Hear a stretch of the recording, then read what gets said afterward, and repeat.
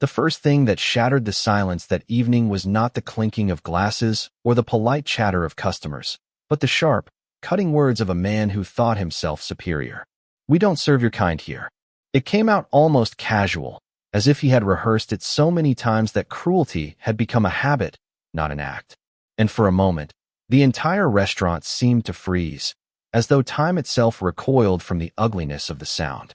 She stood there, rooted, clutching the leather strap of her bag a little tighter, not because she was afraid, but because she needed something to hold on to as the air turned heavy with shame.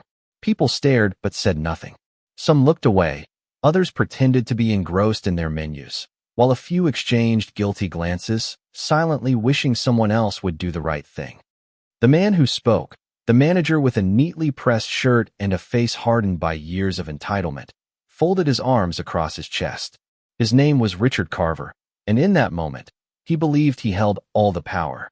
Yet he did not know that power has a strange way of shifting, sometimes faster than the blink of an eye. She raised her chin slightly. Her voice, calm but unyielding, cut through the suffocating silence. "You're making a mistake." The words were simple, but they carried the weight of centuries, the echo of voices that had endured too much and yet refused to bow. Richard scoffed, waving his hand dismissively. "No, you made the mistake stepping in here. Now leave." Laughter flickered from a corner table, nervous, uneasy. The servers shifted uncomfortably, torn between fear of losing their jobs and the gnawing discomfort of watching injustice unfold. And so she left, her heels clicking against the marble floor, every step both a wound and a declaration. Outside, the street lamps spilled their amber glow, and the night wrapped around her like an old friend, whispering promises of tomorrow. Because tomorrow was waiting, and tomorrow would change everything. Richard closed the restaurant that night with the smug satisfaction of a man who believed he had defended some twisted notion of order. But as he locked the doors, he did not know that the world he thought he controlled was already slipping through his fingers. Sleep did not come easily. His dreams were restless, full of faces he had dismissed, voices he had silenced, all merging into a storm that left him sweating in his sheets. By dawn, he was awake, staring at the ceiling, a man unaware that fate had prepared its cruelest irony. Morning light broke golden and merciless. Richard found himself standing in line, resume folded neatly in his hand, the crisp air cutting against his cheeks. The irony gnawed at him had spent his life commanding, dismissing, belittling, but now he stood with the desperate, clutching hope like a drowning man clutches driftwood. The line was long, a winding serpent of anxious faces stretching toward the glass doors of the towering building before him. Its surface reflected the rising sun, each beam painting the city with a brilliance that felt almost mocking. And at the top of that building, in an office adorned with quiet elegance, sat the very woman he had tried to humiliate less than 12 hours before. She, Maya Johnson, was no longer the silent customer forced to leave a restaurant. She was the CEO, the leader whose decisions shaped futures, whose signature could open doors or close them forever. Richard had not known her name last night. Today, her name was everywhere in the company's logo, on the lips of the hopeful applicants, in the whispers of admiration from those who saw her as more than a businesswoman, but as a symbol. Maya, however, did not wake up that morning with vengeance in her heart. She woke with the same discipline that had carried her from the margins of society to the pinnacle of leadership. As the sunlight streamed through her window, she remembered the sting of last night, the humiliation sharp as glass. But she also remembered her grandmother's voice, steady and unwavering. Never let hate turn you into what you despise. That morning, she put on her cream suit, the one that made her feel invincible, and walked into her office with a quiet resolve. She was not there to destroy Richard Carver. She was there to prove that dignity, when tested, can become the sharpest weapon of all. In the lobby below, Richard shuffled forward slowly. His arrogance was gone, stripped away by circumstance. The restaurant had closed after a series of complaints and financial struggles he had long ignored. For the first time in decades, he was just another man, resume in hand, waiting to be judged. He did not know who would sit across from him in the interview. He only knew he needed this job. His children, grown but still dependent, had stopped calling. His savings had dwindled. Pride had become too expensive to afford, and so he waited, inching closer to the moment when fate would reveal its hand. Richard sat in the lobby with a restless energy, the kind that comes when a man realizes he is no longer in control of his own story. He tapped his foot against the polished marble floor, then stopped abruptly when he realized others might notice. Around him, people were quietly rehearsing answers under their breath, their lips moving silently like prayers. Some clutched folders tightly, others scrolled nervously on their phones. Everyone carried a piece of hope, but Richard carried something heavier, shame. It came back to him in fragments. The look in Maya's eyes when he told her to leave. The way her voice lingered in his memory, not pleading, not even angry, just certain, as though she knew something he did not. He had dismissed her as just another customer, one who could be replaced by hundreds more. Yet here he was, stepping into her world, realizing too late that people you step on may one day rise taller than you can ever reach. The receptionist called the next name. Richard glanced at the list she was holding, and his stomach knotted when he saw the header on the paper, Johnson and Avery Enterprises. He had heard of the company in passing, but never paid attention. To him, the corporate world was distant, irrelevant, far from the sweaty kitchens and crowded dining rooms he had commanded. But now this company represented survival. His eyes traveled up the sleek glass walls, and for the first time, he noticed the gold letters spelling out the company's name. They glimmered in the sunlight as if mocking him, each letter a reminder that his arrogance had led him to this threshold. Meanwhile, upstairs, Maya was reviewing her schedule. Her assistant placed the stack of files on her desk, each one belonging to a potential candidate. She flipped through them calmly, scanning resumes, noting qualifications, marking those who seemed promising. Her pen paused when she came across one name, Richard Carver. For a moment, the air seemed to still. Her chest tightened, not with fear, but with recognition. She leaned back in her chair, the cream suit catching the golden light from the window. There it was, the universe, presenting her with the very man who had humiliated her only hours before. She thought of ignoring it, delegating the interview to one of her managers, sparing herself the encounter. But something inside her whispered that this was not coincidence. This was choice, hers to make. She closed the folder slowly and placed it on top of the pile, her decision already forming like a steady flame. Maya had not reached this office by accident. Her path had been anything but smooth. She grew up in a neighborhood where ceilings leaked and opportunities were scarce. Her mother worked 2 jobs. Her grandmother raised her with wisdom carved from pain, and every day was a fight to prove she was worthy of a world that told her otherwise. Teachers doubted her, classmates mocked her, strangers dismissed her. Yet at every turn, she answered doubt with persistence. When doors closed, she built her own. When voices silenced her, she spoke louder, not with anger, but with conviction. It was her grandmother, a woman who had cleaned houses for families who never remembered her name, who planted the seed of resilience. Dignity, she used to say, is the one thing they can't take unless you hand it to them. Hold it close, child, because it will carry you where their hatred cannot follow. Those words lived inside Maya, guiding her through college applications, long nights of study, boardroom negotiations, and now, through the glass tower where her name was etched in gold. Richard's name was on her desk, but she was not the same woman who had been thrown out of a restaurant. She was the CEO who would decide his fate. Downstairs, Richard shifted again in his chair. He was rehearsing answers in his head, trying to summon the charm he had once used to command respect. But the truth was, charm had never been his strength. Authority was. And authority was useless here. He felt exposed, stripped of the armor he had always worn. His shirt clung uncomfortably to his back. He checked his reflection in the lobby's glass doors, straightened his tie, and tried to look confident. But inside, he was unraveling. As the line inched forward, he remembered flashes of his own children. They were grown now, distant, living lives that rarely crossed paths with his. His daughter had once begged him to listen, to open his heart, to understand that the world she lived in was not the one he believed existed. But he had dismissed her, the same way he dismissed so many others. "You don't know how the real world works," he had told her. Now he wondered if she had been right all along. When his name was finally called, Richard rose slowly. His legs felt heavier than they should, each step carrying him closer to the office where Maya waited. He did not know it was her, not yet. The receptionist led him down a long corridor lined with glass walls, the city skyline stretching out beyond them. He caught his reflection again, older, tired, a man no longer shielded by his own arrogance. The door opened. He stepped inside. Maya looked up from her desk, her expression calm, unreadable. For a split second, Richard froze.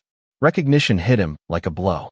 His throat tightened, his palms grew damp, and for the first time in decades, he was speechless. The woman he had told to leave his restaurant was sitting across from him, not as a victim, but as the gatekeeper of his future. "Mr. Carver," she said, her voice steady, formal, but carrying an undertone that only he could hear. "Please have a seat." The chair felt unsteady beneath him, though it was solid wood. He fumbled with his resume, placing it on the desk, avoiding her eyes. But she did not look at the paper. She looked at him, directly, unwavering. The silence stretched, heavy, until he finally cleared his throat. I didn't expect." His words trailed off. "No," Maya interrupted gently. "You didn't." There was no anger in her tone, no raised voice, no need for theatrics. Her calmness was more powerful than any rage could have been. Richard felt it, like a mirror reflecting every flaw he had tried to hide. For a long moment, she said nothing else. She simply let him sit there, stewing in the irony, the shame, the weight of his own actions. And in that silence, Richard realized that this was not just an interview. It was judgment, though not the kind he had ever known. Maya leaned forward slightly, folding her hands on the desk. "Tell me, Mr. Carver," she said finally, "why should this company trust you?" The question hung in the air like a blade. Richard's mouth opened, then closed again. The old answers, the rehearsed lines about experience and leadership, felt hollow. He knew she would see through them. He knew she remembered last night. And so, for the first time in years, Richard spoke without the armor of arrogance. "I don't know if you should," he admitted quietly. "I've made mistakes. Big ones. Last night was one of them." His voice cracked, surprising even himself. "I thought I was in control. I thought I was better than others. And now," he gestured weakly at the office around them, "now I'm the one asking for a chance." Maya listened, her face still calm, but her eyes sharper than ever. She heard his words, but she also heard the weight behind them, the fear, the regret, the desperate need. She did not know yet if it was genuine or just another performance. But she knew this moment was bigger than either of them. The interview had just begun, but already it felt like something more. It felt like history folding in on itself, like justice standing tall in a cream suit under the golden light. Richard sat frozen in his chair, every second stretching into an eternity. He had thought he could manage this, that his decades of experience running restaurants and commanding staff would prepare him for any interview. But nothing had prepared him for her.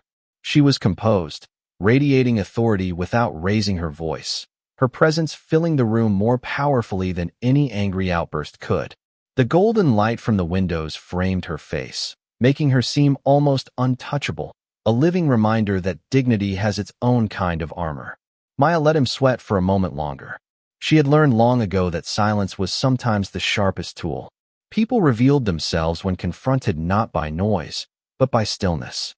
She watched the twitch in his jaw, the way his eyes flicked to the floor, the nervous tapping of his fingers against his knee. This was not the man from last night who had sneered at her with folded arms and a dismissive tone. This was a man stripped of his armor, and yet she knew better than to believe vulnerability on its own meant transformation. "Mr. Carver," she began again, her tone steady. "Last night you made it clear who you were. You thought you were safe behind your authority. You thought your prejudice would go unchallenged. And maybe in that restaurant, for a moment, it did. But you are not in your restaurant now.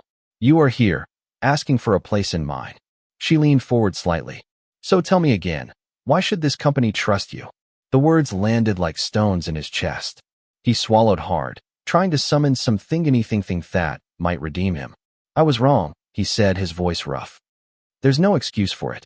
I let my bitterness, my ignorance, control me. I told myself things about people that weren't true, just to make myself feel bigger. And last night," he faltered, his voice breaking slightly. "Last night, I saw myself for what I really was. Small, mean, and I can't undo it. But I can change. I have to change." Maya's gaze did not soften. She had heard apologies before, seen men weep when cornered, promise better only to return to old ways the moment pressure eased. Her grandmother's words rang in her ears. Not all regret is repentance. Some is just fear of consequence. She tapped her pen lightly against the desk. Change, she repeated quietly. Do you believe change happens overnight, Mr. Carver? Richard hesitated. His instinct was to say yes, to assure her he had turned a corner, but something in her eyes warned him against lies. No, he admitted finally. It doesn't. It takes work.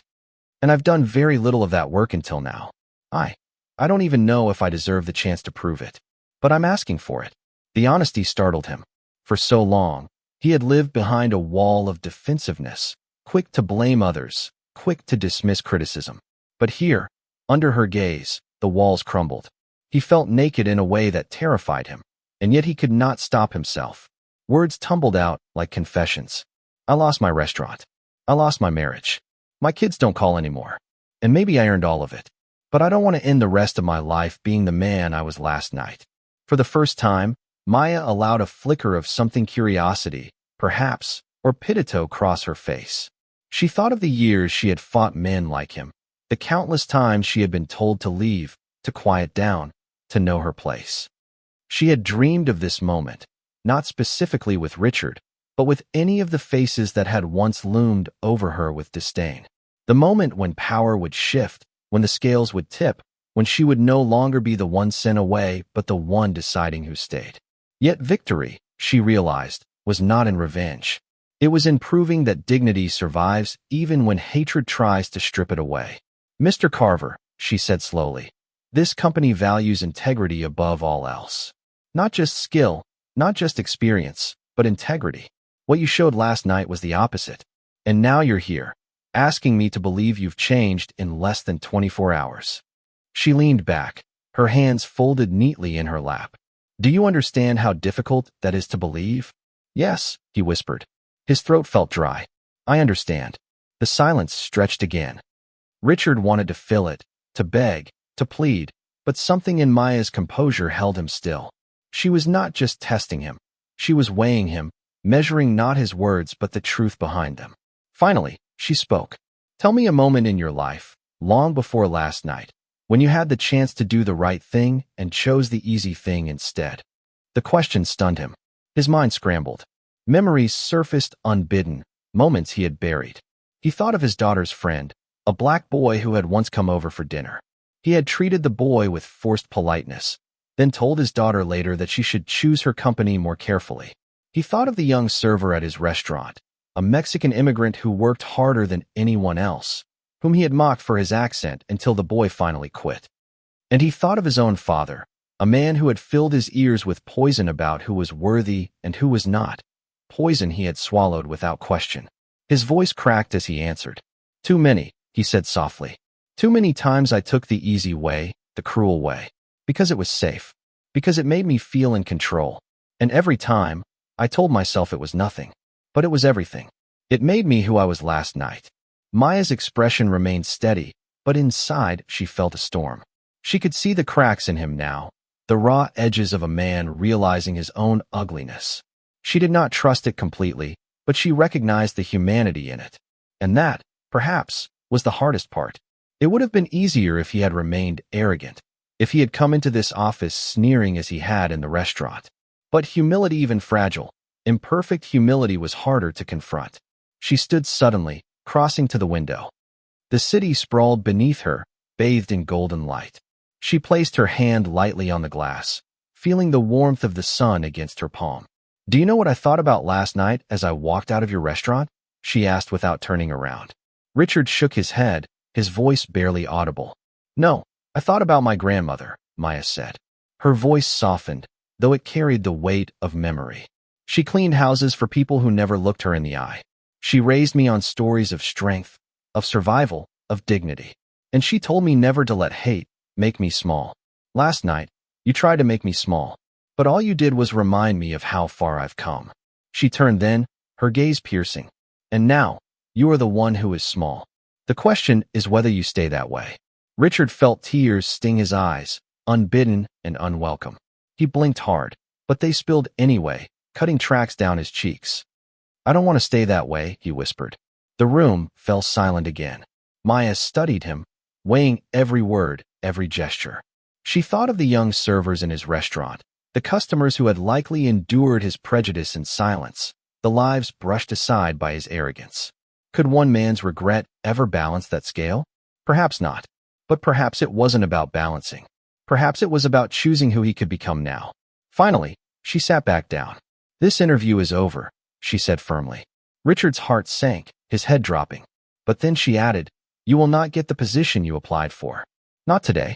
Not until you prove you are more than an apology. But I am willing to offer you something else. His head snapped up, confusion flickering in his eyes. Something else? Maya nodded. This company has a community outreach program. We partner with organizations working on racial equity and education. We need volunteers, people willing to do the work, not just talk about it. If you want to change, start there. No salary, no title, no office. Just work. Hard, humbling work. Richard stared at her, stunned. He had come expecting either rejection or, by some miracle, employment. He had not expected this. You'd let me do that. I would let you try, Maya said. What you do with that chance is entirely up to you. But understand this, Mr. Carver, this is not forgiveness. This is responsibility, and you will be watched closely. Richard nodded quickly, almost desperately. I'll do it. Anything. I'll do it. Maya held his gaze for a long moment, then finally extended her hand across the desk. Then let's see who you really are. As Richard shook her hand, his own trembling, he realized that this was not a victory. It was not even redemption. It was the beginning of a climb he should have started years ago. And for the first time in his life, he hoped the climb would never end. The weeks that followed were not kind to Richard Carver.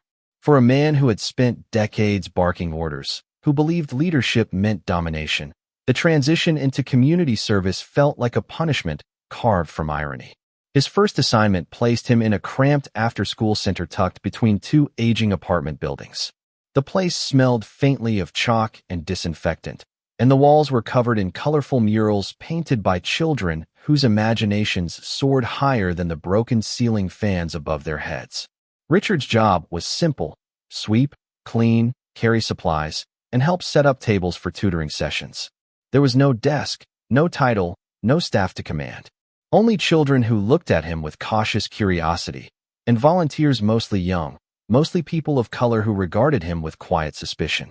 The first few days were brutal. His back ached from bending to mop floors. His pride smarted from taking directions from a 22-year-old college student named Jamal, and every stare felt like judgment. He wanted to quit, to storm out, and tell Maya Johnson she had humiliated him enough. But each time the thought flared, it was followed by the memory of her voice in that golden-lit office. This is not forgiveness. This is responsibility. The words clung to him like chains, dragging him back each morning. Slowly, the rhythm of humility began to take root. He arrived early, stayed late, and forced himself to listen instead of speak. He learned the names of the children, helped them carry their heavy backpacks, and repaired broken chairs without being asked. The work was exhausting, not just physically but emotionally. For the first time, he saw up close the struggles of families he had once dismissed, struggles he had never bothered to understand while sitting comfortably in his restaurant office. One evening, as he was wiping down tables, a little girl with braids and wide eyes approached him. She carried a crumpled math worksheet and looked hesitant. "Mr. Richard," she said softly, "can you help me with this?" He blinked, startled. "Me?" She nodded. He glanced at the paper, numbers blurring in columns. He was no teacher, no tutor, but he sat down with her, fumbling through multiplication tables. They worked together, slowly, his clumsy explanations mixing with her giggles when he got an answer wrong. For the first time in years, Richard laughed not the hollow bark of superiority, but a genuine laugh, surprised and human. That night, he walked home with a strange lightness in his chest. Word reached Maya.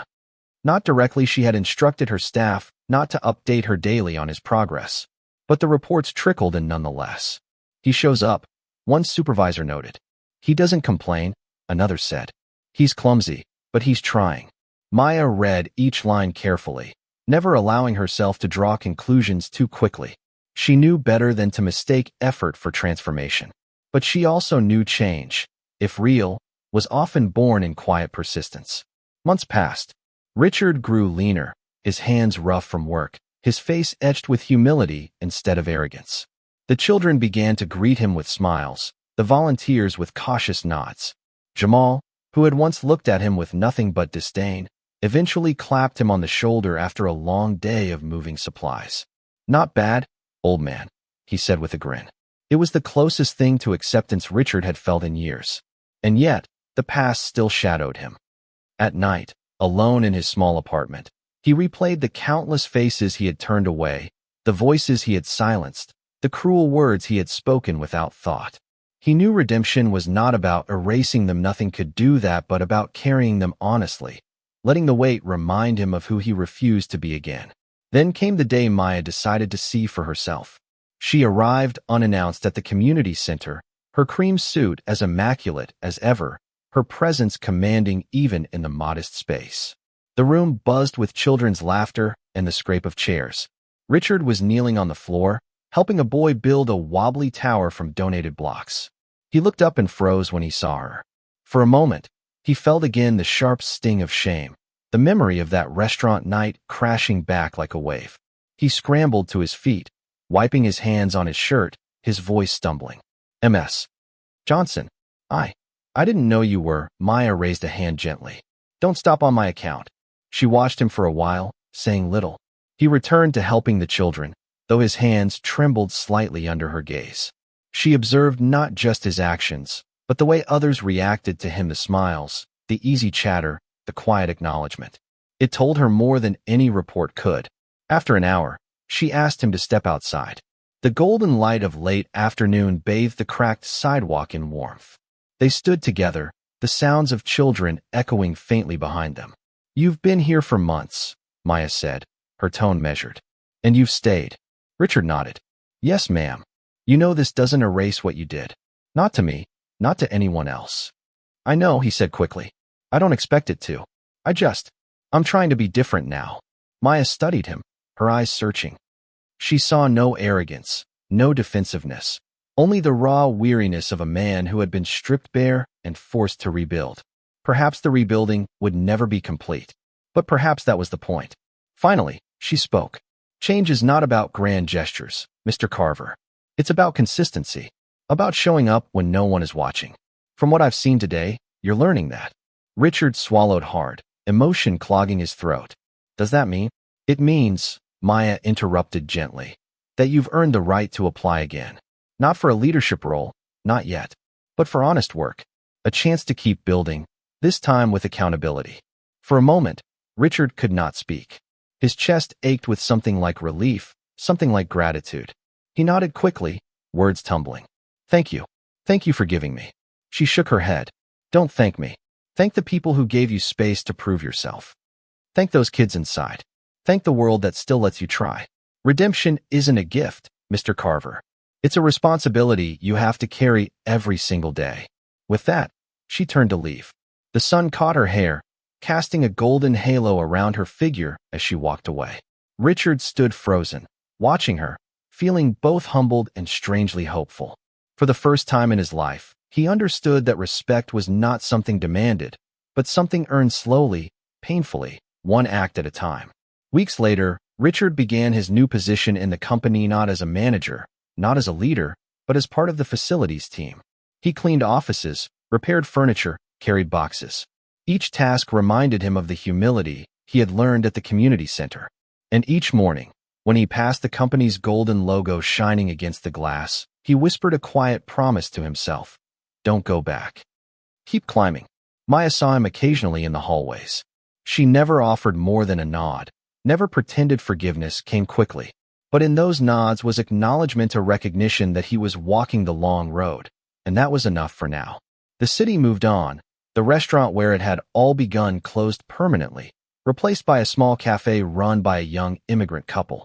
Life had a way of rewriting stories, of giving space for new voices to rise where old ones had fallen. And for Maya, the lesson was not about triumph over Richard, but about the power of holding dignity even when the world tried to strip it away. For Richard, the lesson was sharper. He would never forget the night he threw Maya Johnson out of his restaurant, nor the morning he found himself in line at her company's door. That memory would haunt him forever, not as shame alone, but as a compass pointing him toward the man he still hoped to become. And so the story did not end with vengeance or with perfect redemption, but with something more fragile, more real, the ongoing work of change, bathed in golden light. Thank you for listening. If you find it interesting, please like and subscribe to follow the next stories.